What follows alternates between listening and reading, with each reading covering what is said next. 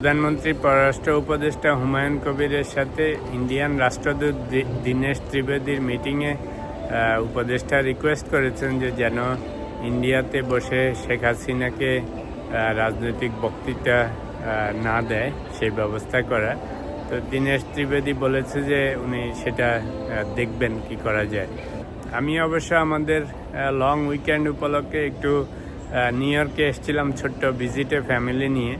তো সেখান থেকে বসেই আপনাদের জন্য 2 মিনিটের ছোট্ট একটা ভিডিও। এই জিনিসটা খুবই ভালো হয়েছে, সরকারি তরফে এই রিকোয়েস্টটা করা খুবই দরকার। কারণ আমি আগেও বলেছি যে শেখ হাসিনা ইন্ডিয়াতে আছে সেটা একটা জিনিস, কিন্তু সেখানে বসে রাজনীতি করবে, এতে দুই দেশের সম্পর্ক আসলে অবনতি হচ্ছে। এই কারণেই আপনাদের মনে আছে যে তারেক রহমান যখন প্রধানমন্ত্রী হয়, বিএনপি সরকার গঠন করে, শুরুতে বেশ খানিকটা দুই দেশের মধ্যে সম্পর্ক উন্নতি হওয়ার একটা অবস্থা দেখা দিয়েছিল।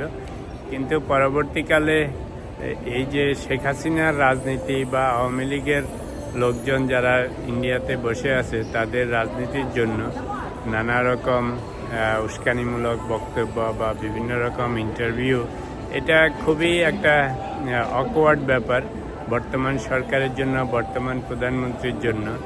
কারণ যেই নেতা নেত্রীরা ওখানে বসে আছেন সেখানে আপনি যাবেন কেমন করে, এটা খুবই একটা কঠিন ব্যাপার। তো ইন্ডিয়া যদিও মনে করে যে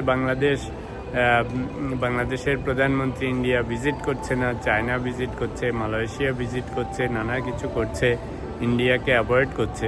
তো আগে যা হয়েছিল, এখন সম্পর্ক উন্নয়ন করতে হইলে তো আপনি একটা দেশের পিছনে বসে বসে ওটার অন্যান্য নেতা নেত্রীদেরকে দিয়ে সরকারের বিরুদ্ধে, দেশের বিরুদ্ধে রাজনীতি করাবেন আর এক্সপেক্ট করবেন সেই দেশের সরকার আপনাদের সাথে সুন্দর ব্যবহার করবে, আপনাদের সাথে নানা রকম সম্পর্ক উন্নয়নের চেষ্টা করবে। এটা তো হয় না। যদি বাংলাদেশে বসে ইন্ডিয়ান অপোজিশন পার্টির বা পতিত সরকারের নেতা নেত্রীকে দিয়ে বাংলাদেশ সরকার এরকম করতো, তাহলে ইন্ডিয়ার কেমন লাগতো। আমি বলবো সরকারের তরফ থেকে যে কথাটা বলেছে, লজ্জা শরম না রেখে সোজাসুজি বলে দেওয়াই ভালো। ইভেন ইন্ডিয়াকে ফর্মালি জানিয়ে দেওয়াও দরকার যে শেখ হাসিনা এবং রাজনৈতিক নেতৃবৃন্দ বা আওয়ামী লীগের যারা ওখানে আছেন তারা যেন ডাইরেক্ট এই সমস্ত বক্তৃতা, বিবৃতি কিংবা রাজনৈতিক কর্মকাণ্ড না চালান। এতে আইনের কোনো বাধা নাই ওদের দেশে, কিন্তু দুই পক্ষের যদি সম্পর্ক উন্নয়ন ঘটাতে হয় তাহলে এটা তো করতেই হবে।